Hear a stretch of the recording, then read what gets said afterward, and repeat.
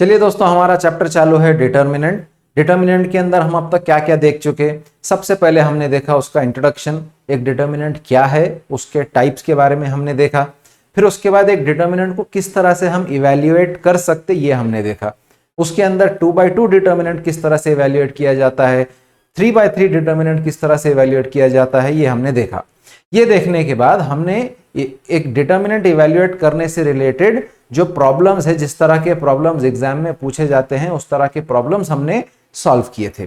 अब अगला जो टॉपिक हमको देखना है वो है क्रेमर्स रूल। क्रेमर्स रूल जो है बेसिकली इसका एक बेसिक आइडिया आपको छोटी क्लासेस के अंदर मिल चुका है, 9th में 10th में। यहां पर जो हम बेसिकली डिटर्मिनेंट्स के हेड में उसको बाज़ाब्ता पढ़ने वाले हैं। अब क्रेमर्स रूल क्या है? क्रेमर्स रूल जो है it is a method used for solving simultaneous equations. अब साइमल्टेनियस इक्वेशंस जो हमको सॉल्व करने के लिए पूछे जाते हैं वो दो टाइप के हैं, एक simultaneous equations with 2 unknowns and simultaneous equations with 3 unknowns. तो हम जो है दोनों भी बारी बारी से देखेंगे।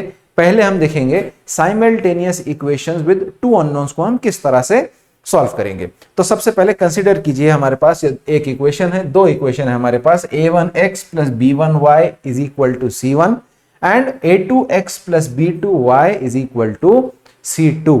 नाउ अब ये दो साइमल्टेनियस इक्वेशंस है, इसको सॉल्व करना है। साइमल्टेनियस इक्वेशन सॉल्व करने का मतलब है x और y की वैल्यू क्या होगी वो हमें कैलकुलेट करके निकालना है, ठीक है।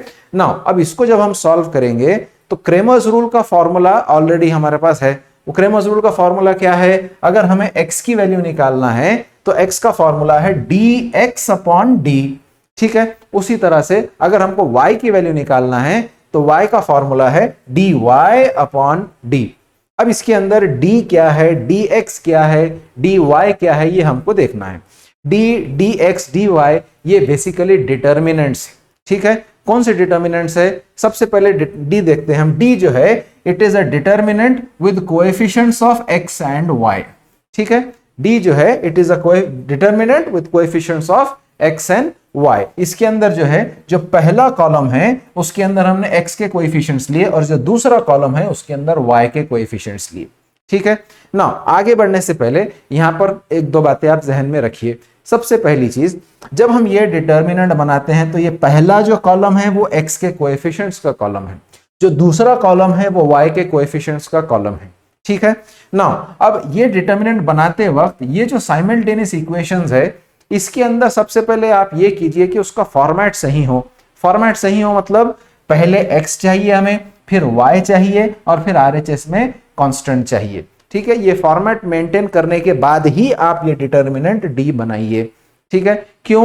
क्योंकि ऐसा हो सकता है कभी कभी ये जो इक्वेशन देता है इसके अंदर पहले x की वैल्यू दिया, पहले फिर बाद में y की वैल्यू दिया तो कोई मसला नहीं, लेकिन कभी कभी ऐसा होता है पहले y की वैल्यू दे देता है फिर बाद में x की वैल्यू देता है, या हो सकता है x या y में से कोई टर्म RHS के अंदर हो, या ऐसा भी हो सकता है कि RHS के अंदर जो कांस्टेंट होना चाहिए वो LHS के अंदर प्लेस किया हुआ हो। ऑर्डर आगे पीछे करके इक्वेशन बना के दे सकता है वो, ठीक है। हम जब ये डिटर्मिनेंट बनाएंगे तो हमारे को ये मेंटेन करना है, ये जहन में रखना है कि पहले कॉलम के अंदर x के कोएफिशिएंट्स आएंगे, दूसरे कॉलम के अंदर y के कोएफिशिएंट्स आएंगे, ठीक है। तो अगर हमने पहले ही उसको x फिर y फिर RHS में कांस्टेंट, ये फॉर्मेट अगर हमने पहले ही मेंटेन कर लिया तो ये बनाते वक्त, ये डिटर्मिनेंट बनाते वक्त गलती होने के चांसेस नहीं होंगे, ठीक है ना।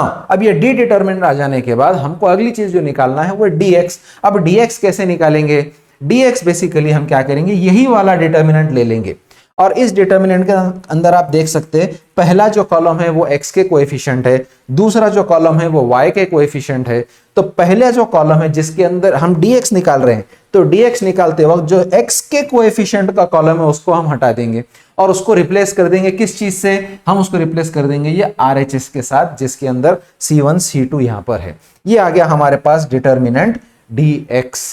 उसी तरह से अब हमको dy कैलकुलेट करना है। अब dy कैलकुलेट करना है तो कैसे करेंगे? dy के लिए भी हम ये वाला डिटर्मिनेंट एज इट इज ले लेंगे, a1 a2 b1 b2, ठीक है। अब इसके अंदर आप देख सकते हैं पहला कॉलम x के कोएफिशिएंट्स का कॉलम है, दूसरा कॉलम y के कोएफिशिएंट्स का कॉलम है।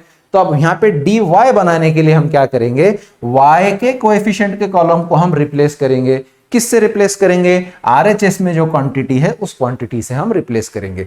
ये आ गया हमारे पास dy डिटर्मिनेंट।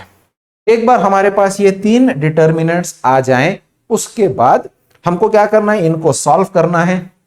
एक 2x2 डिटर्मिनेंट को जिस तरह से इवेल्युएट किया जाता है उस तरह से हम उसको इवेल्युएट करेंगे, ठीक है। और उनकी वैल्यूज को जो है x निकालने के लिए dx की जगह हम dx की वैल्यू प्लेस कर देंगे, फिर d की जगह ये d की वैल्यू प्लेस कर देंगे, तो हमें ये सॉल्व करने के बाद x की वैल्यू मिल जाएगी। उसी तरह से y की वैल्यू निकालना है तो ये जो dy है dy की जगह dy की वैल्यू कैलकुलेट करके रख देंगे।